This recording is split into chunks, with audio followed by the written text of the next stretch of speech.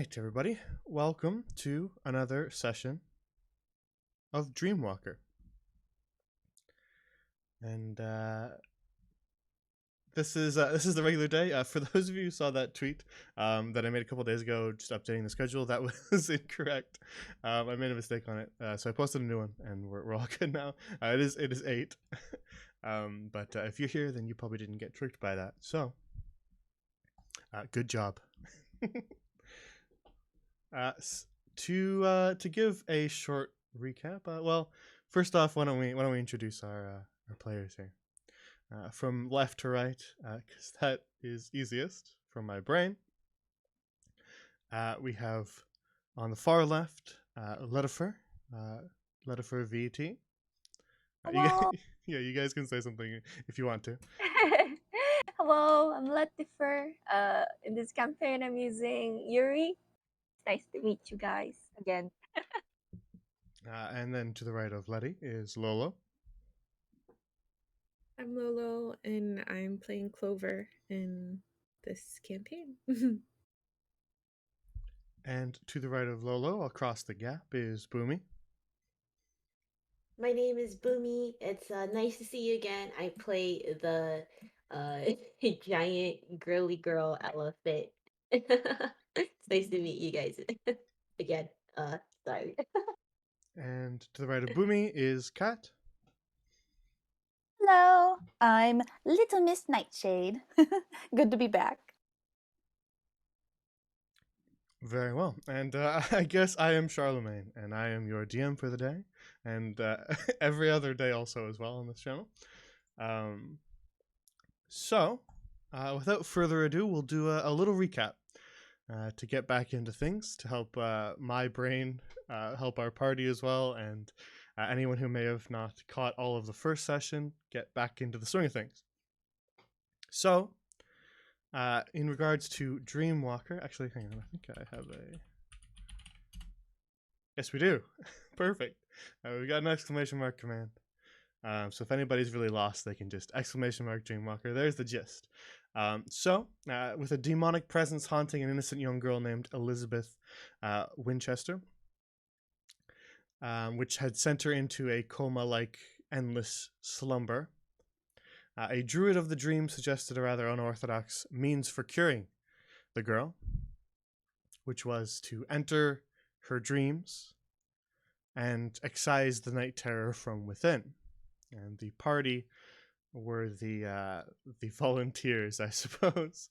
And so, last session, they entered the dream with the assistance of the druid of the dream, Asteria, and found themselves in a rather strange fairy tale landscape.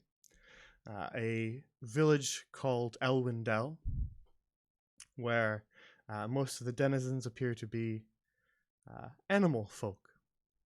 After fighting off some nightmare creatures that the locals called shades, they rescued a small cat person named Mittens, who showed them around a little bit and gave them a map.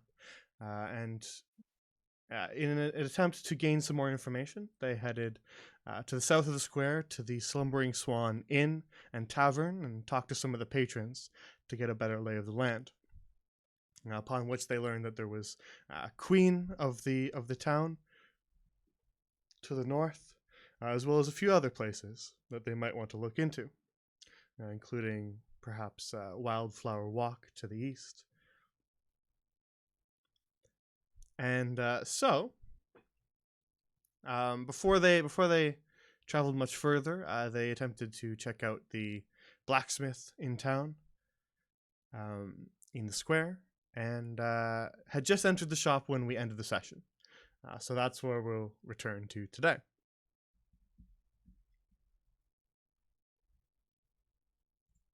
So, to get back into it, we'll start from you guys entering the shop.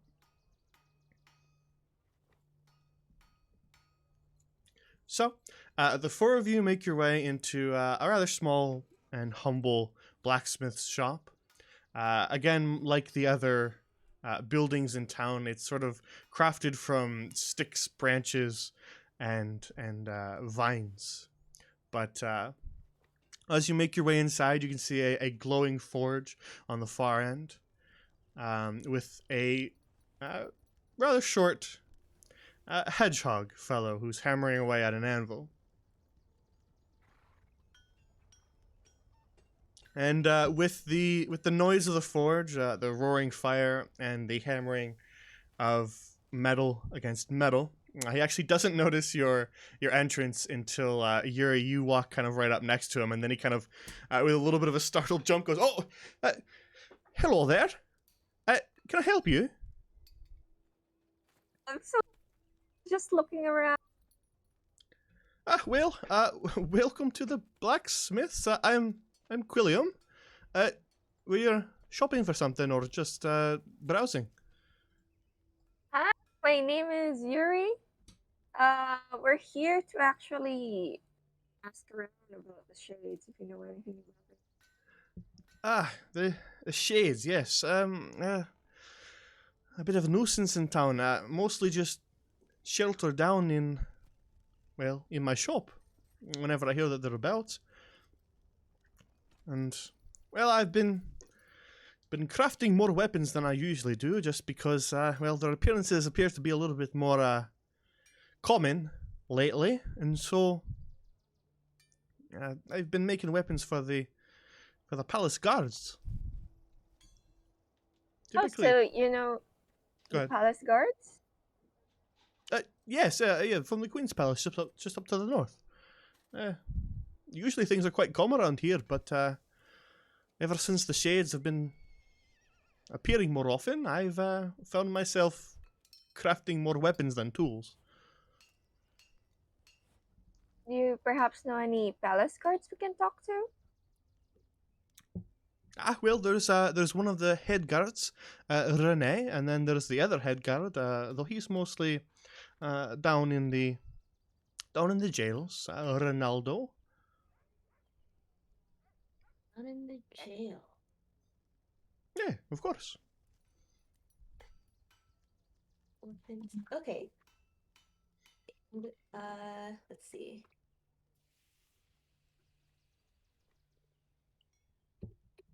Dude, just went away. Just taking a look around. Yeah, you can take a peek around the shop. I see Nightshade has found the corner. But Duja, you take a look around the shop, and indeed he does have quite a few weapons crafted here. Everything from great axes to flails, small hatchets that could perhaps be used as hand axes, daggers, a great sword as well. But he also has a few different tools as well, pickaxes and shovels and the like, small hammers and rakes that could perhaps technically be used as a weapon, but seem to be the thing that he's more used to making. Nightshade, he does indeed have a small red-haired cat in the corner. Although this appears to just be a regular cat as you would know them. Oh my gosh, it's a cat! Hello, Mittens number 2. How are you? I love this cat. I'm going to pet this one. It just sort of lets out a soft purr. This cat does not talk. It does not stand up on 2 feet. It's quite different from Mittens. I see cat. Do you guys think it would understand Mittens? Or Mittens would understand it?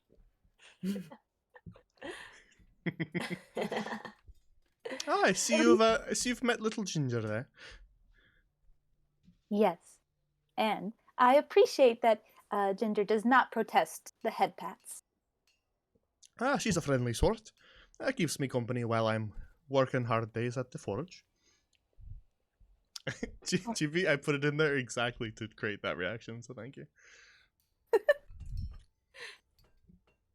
So Quilliam, you said that there were Yes. 2 Royal Guard captains, correct? Yes, just the 2 of them. Well, not much really happens around here, so I don't think they need more than 2. We are trying to get to the bottom of the shade situation, just like everybody else in town. Who would you say would be the easier captain to approach? Ronaldo is probably the more friendly of the two, but he is often down in the jails, so he'd be probably harder to access. Whereas you'd probably spot Renee from a distance if she was just about the castle grounds. Thank you.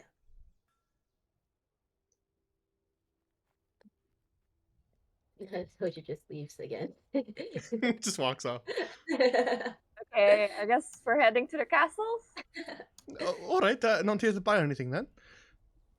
Oh, one moment, guys. Just two more pats. Just two more head pats. Do you have any recommendations on what to buy? Well, it really depends on what you're in the market for. Are you short on weapons, or do you need some tools? I can even put in a custom commission if you're looking for something that I don't have stocked in the shop already. I can make it up for you and have it ready in a couple days. So it really depends on what's your fancy. Well, I'm kind of full now, but I'll get back here once I need anything. All right.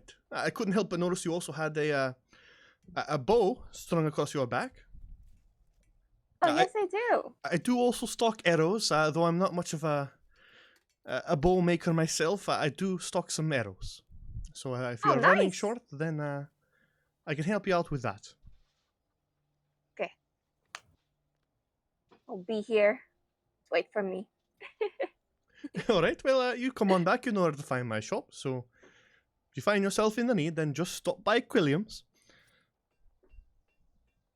Yeah, I might actually stop by after we finish go talking to the knights. My weapons are brand new, so Well, very well.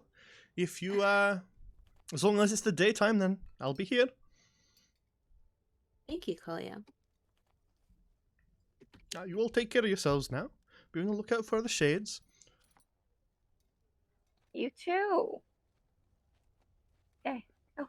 Hello, kitty cat. Let's go. Hi, Chair. Let's go. Time to say I'm goodbye sorry, to I'm the coming. kitty. Bye, kitty. All right. So the four of you make your way back out of the blacksmith's shop and back to the center square of Elwindale, where the well that you rescued Mittens from, and the other shops, general store, the inn, and the one that you hadn't checked out, still set.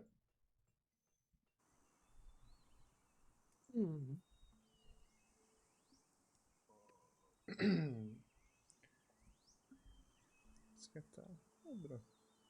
I hear something about palace guards.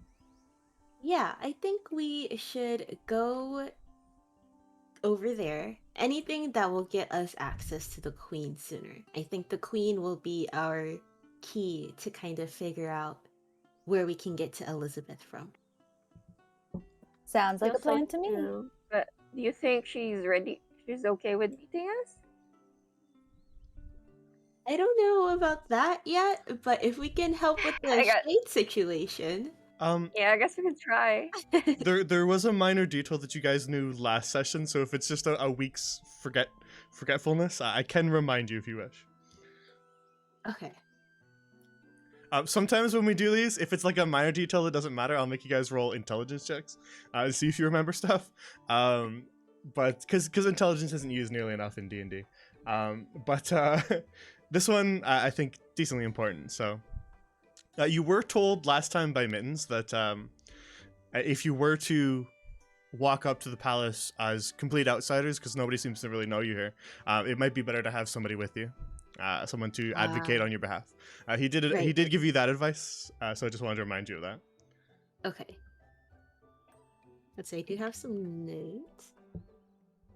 Okay, so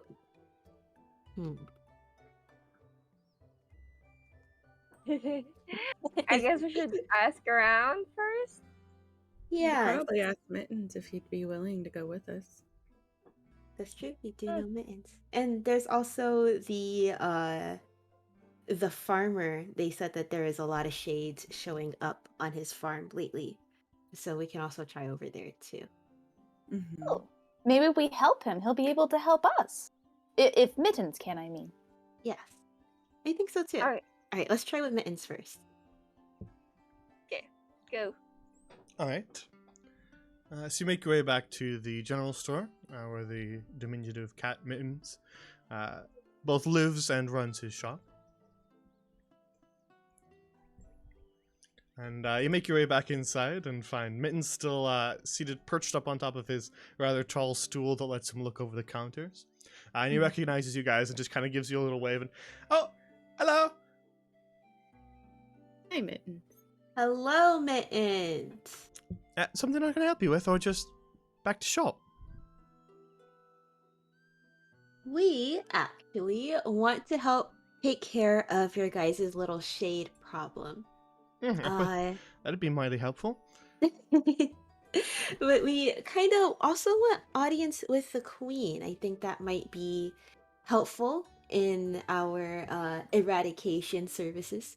So, I do you understand. think you might be able to help escort us over to the queen? I do recall you saying that it would be better if we had a local there with us.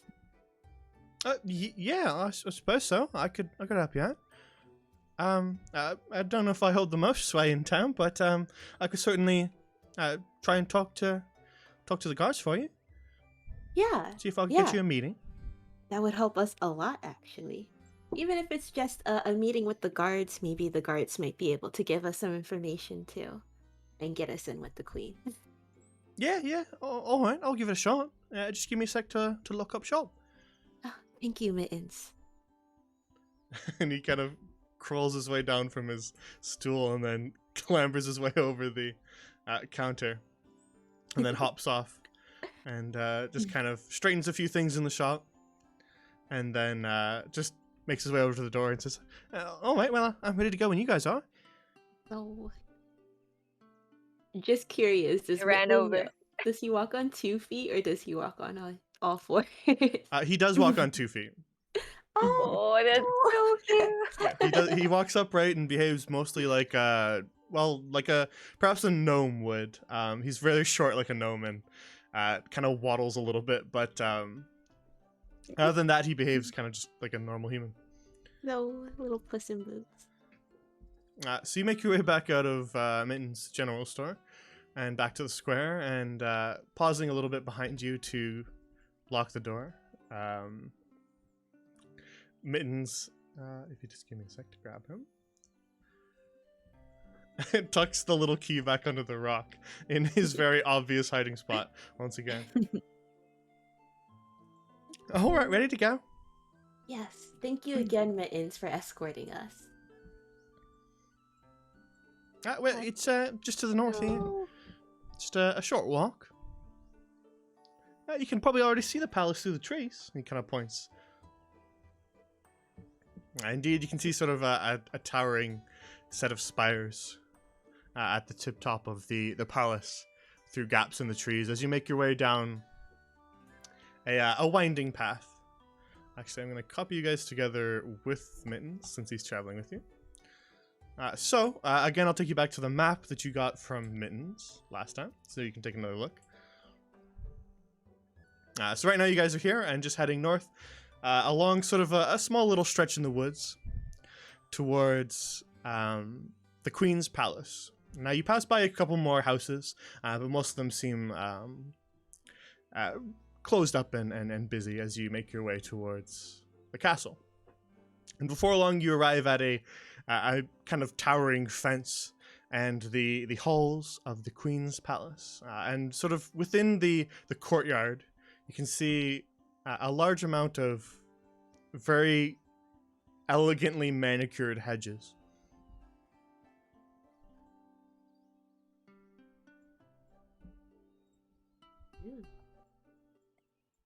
Ooh.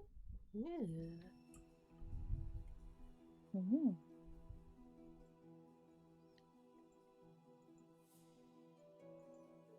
So as you guys make your way past statues and hedges and into the grounds of the castle, you can actually see a few guards already posted up out front. Both of them frogs wearing armor that is kind of built to adhere to their frog-like form, their longer legs and arms, and shorter torsos. Cute. And Mittens just sort of guides you guys along down the path.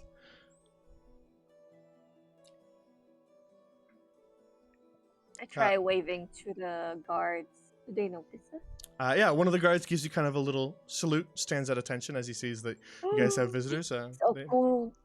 perhaps don't have visitors all that often because he maybe looked a little bit flustered and surprised by the fact that people were approaching the palace.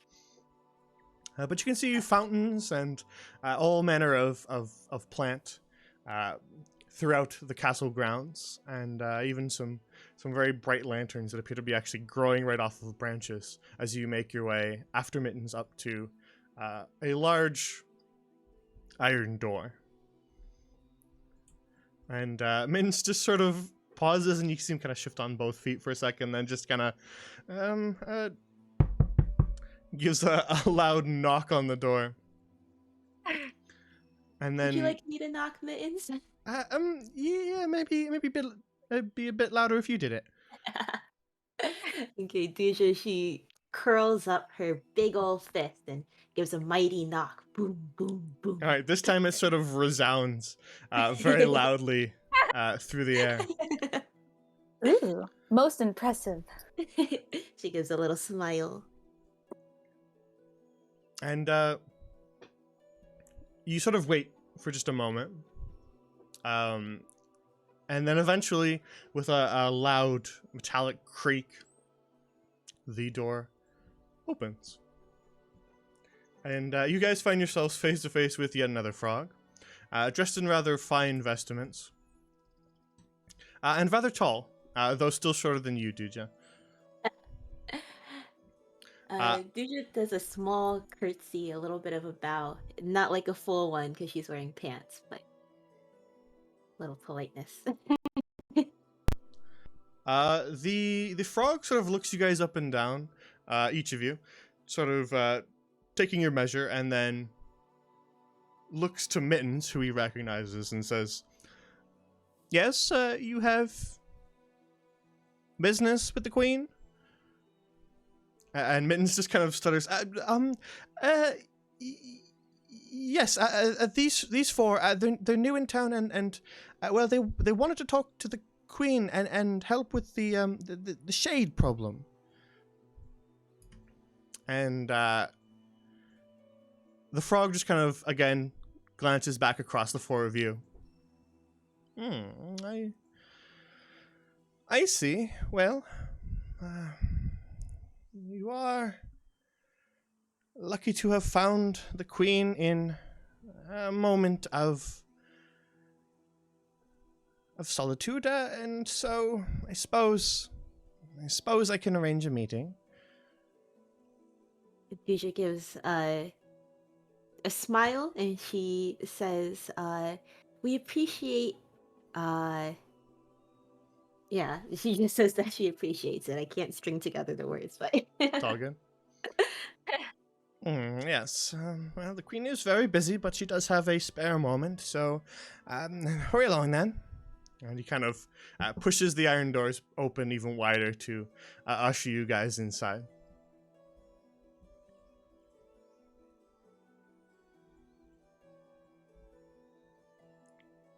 And so you make your way into a massive hall following the frog.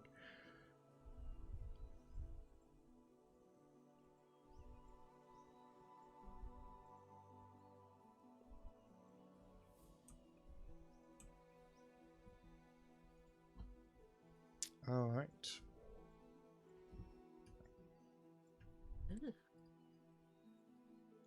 As you make your way into this massive hall, you find more frog guards standing watch, as well as elegantly potted planters and old sets of armor lined along a long carpet that leads off towards the throne room.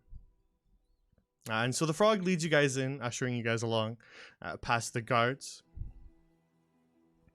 And Mittens kind of quietly just, that's Struthers. That's the Queen's personal manservant. Introducing the frog that you spoke to. Really? Oh man, what I would give to have my own personal servant. I like his fluffy collar. It's fashion. Very fashionable. Oh, he's a Got a monocle. monocle. And Oh. mustache. Oh my, Precious. that's Oh so my cool. God. I want the monocle. So And they his lead little you. mustache. Yeah, he does have a mustache. So cute. they lead you down, following both Mittens and Struthers, along a hall, and at a crossroads you can kind of see the hall stretch off both to your left and your right. You can see guards actually posted along those hallways, kind of barring entrance from both directions. But you make your way straight across with Struthers and Mittens to find yourselves in the throne room, which is this sprawling and rather ornate chamber in which a massive throne sits at the far end,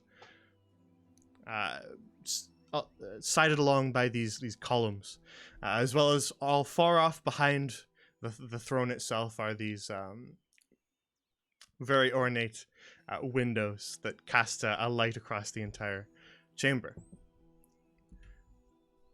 And so as you make your way a little bit closer, actually first thing off to your left, you notice someone dressed in perhaps a little bit nicer armor than the others, different than the rest of the frog guards. Appears to be sort of an otter fellow who stands just kind of watching you guys, and hand on the hilt of a sword at her side. And she just watches you guys as you make your way into the room. Doesn't say anything at all, as Struthers leads you towards the throne on the far side. Dusha bows her head in greeting to the otter. You get a small nod in return, but no more than that.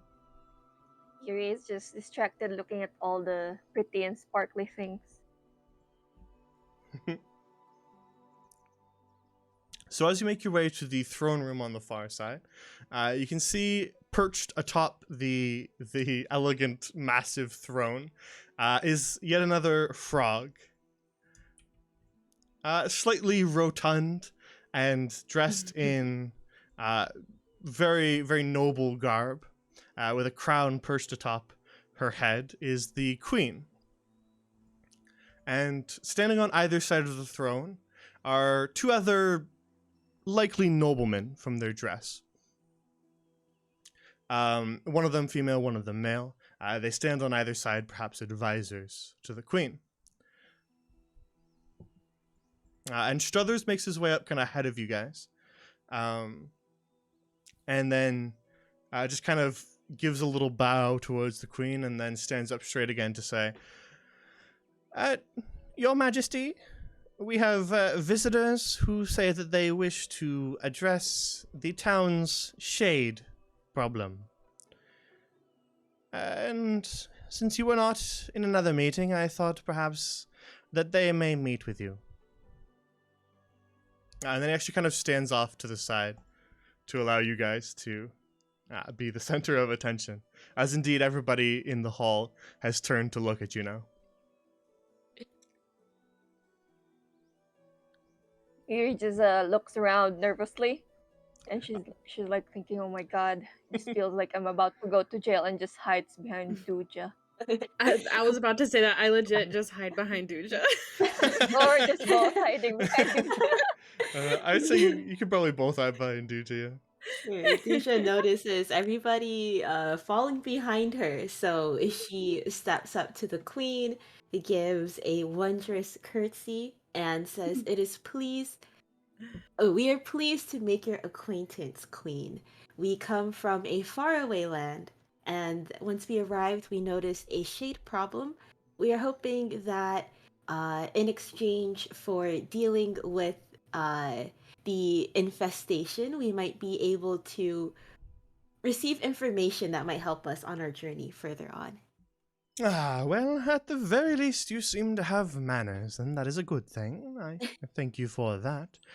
You say you wish to solve our shade problem?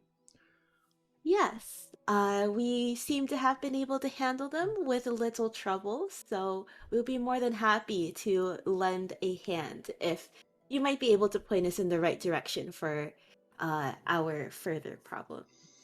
Well, I, Queen Knot of Elwindel, do wish to protect my people.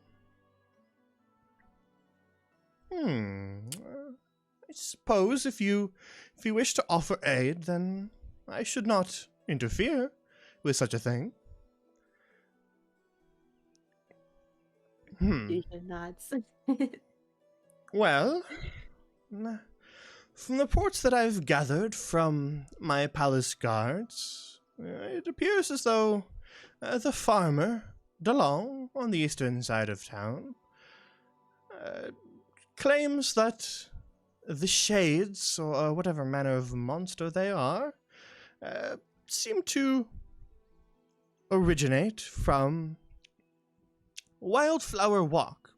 Well, or so he claims, though I have not seen it myself.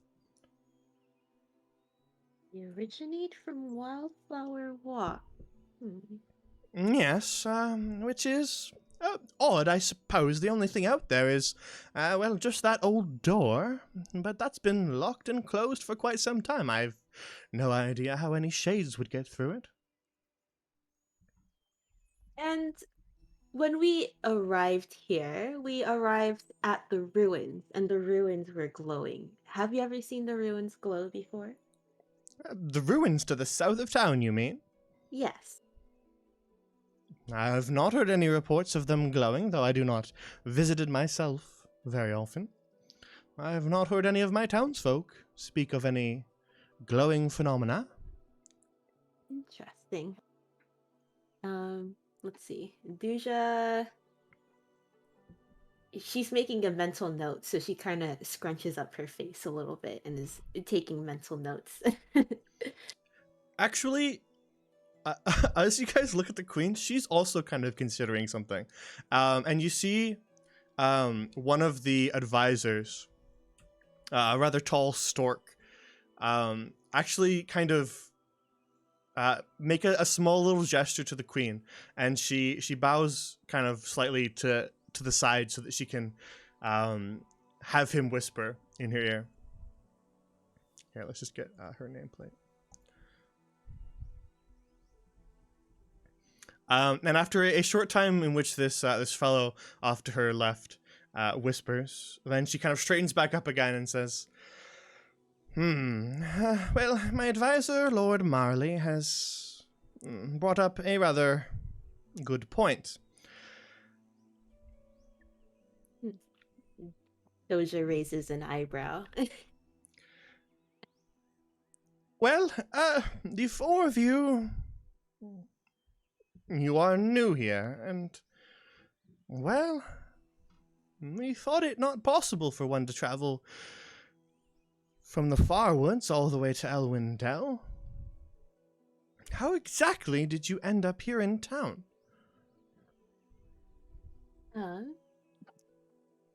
Duja turns around and looks at everybody else. And she kind of... Oh, go ahead. Tell them we're angels. It's the easiest way. Angels. Okay, so Duja, she turns back around to the queen, and she says, we come from a world outside of yours. From beyond the Angels. Farwoods, you mean? Slightly, yes. Perhaps angels would be the best way to describe us. We have fallen into your world. As I said, we've landed at the ruins, and we're here to save somebody. Are you saying that you flew from beyond the Farwoods to land in Elwindel? She kind of shakes her head. Flying is a way to describe it, yes. Can you actually make an insight check? Okay. Insight. And that would be, let's see. In your skill check, so that big long list at the center of your character sheet. And it's about part of the way down. It's alphabetical, remember. Oh, okay, I see it.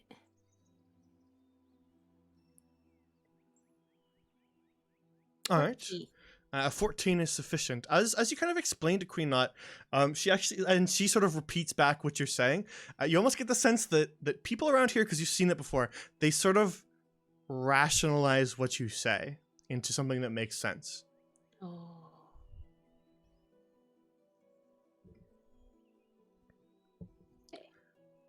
And then after another little pause, Queen Knot kind of strokes her chin for a few moments. Well, we thought it not possible, but I suppose the fact that you're standing here now would say otherwise. And Duja, she kind of gestures to the rest of the team, and she's like, well, have you ever seen anybody that looks like this here before? And trying to, convince the queen that they are out of this world. You actually see sort of a moment of kind of almost a light bulb go off for this figure here, off to the queen's right. And then she, the noblewoman to her right, makes another gesture like my Lord Marley did, for the queen to kind of listen for a moment, and then the queen once more brings her ear down to listen to what the bird on her right has to say, and after a few moments of whispers, straightens back up again, and then kind of just narrows her eyes slightly and looks across at the four of you. The four of you wouldn't happen to know a Suri, would you?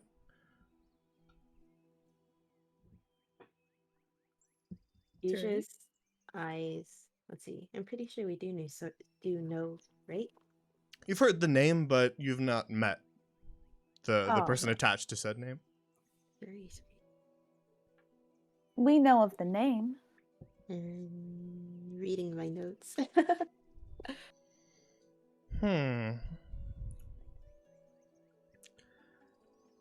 My advisor, and she kind of gestures to the other noble bird. My advisor, Lady Maeve, has brought up yet another good point. Perhaps the shades are, and their resurgence and their more frequent attacks have been related to that damnable thief, Suri. Do you know where we could find the thief? Well, she was poking about and constantly asking questions about the door in Wildflower Walk, and so, well, if the shades are indeed coming through it, then perhaps maybe she's responsible. As for where to find her, we currently have her located in our jails. Oh. Do you mind if we speak to her? Perhaps it might help us with the shade problem.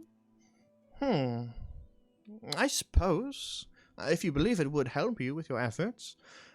Captain Ronaldo is down in the jails right now. You can speak with him if you wish to talk with the prisoner. Duja nods. The holes to the east will lead you to the jail. Struthers, please instruct guide our guests on how to arrive at the jail. Thank you, Your Highness. Duja, she gives a nice curtsy again, before following Struthers. Thank you, Queen. Right, this way? Says Struthers as he kind of gives a half bow and holds one arm out to gesture you back down the carpet towards the rest of the hall.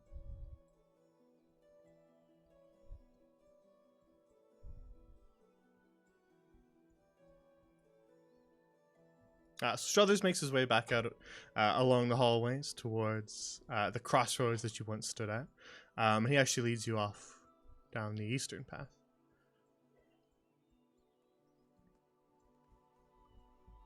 And as he walks down this hall, you see the two guards kind of give a little salute and part to allow passage.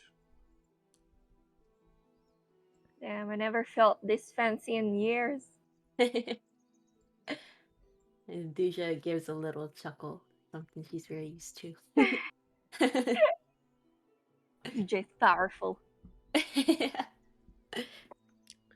So Struthers leads you through winding hallways, never getting lost. He knows exactly which direction to go. He's taking sharp corners and turning, walking at a rather quick pace as he leads you through the maze of a palace, and eventually arrives at the top of a stone staircase that descends down underground.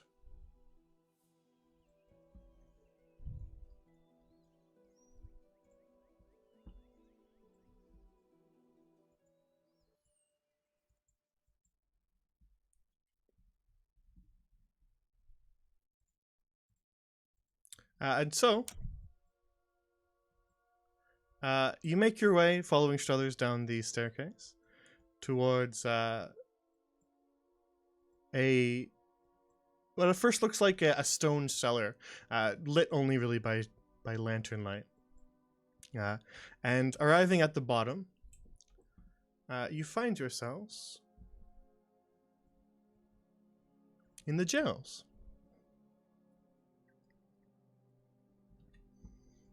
And Struthers kind of makes his way to the bottom of the stairs and then just sort of makes another gesture and says, "You have now arrived at the palace jails. I shall be waiting at the top of the stairs if you need me." And that, pointing across the hall towards the desk at the far end, is Captain Ronaldo.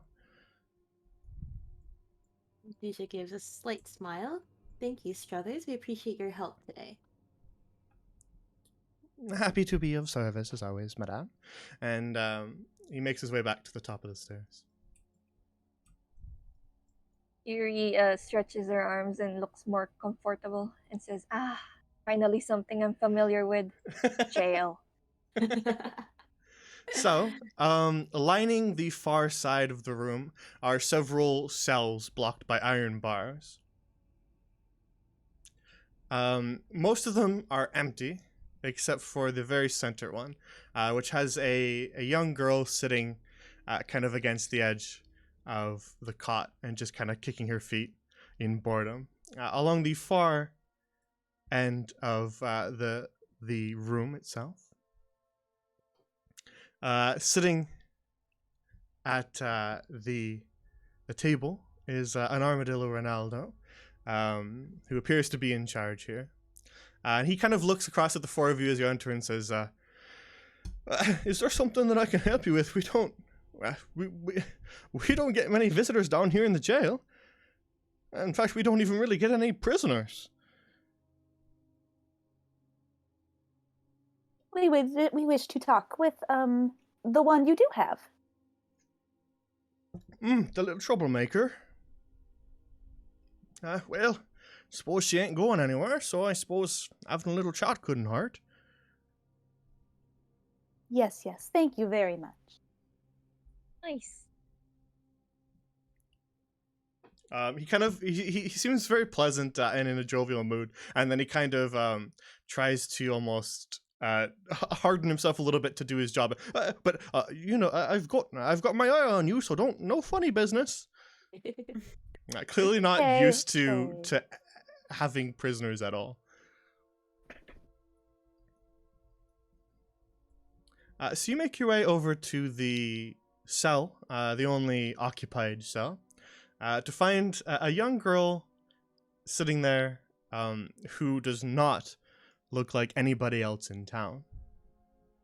In fact, she appears to be a normal human, though she wears sort of a long blue cape and a large red bow in her hair.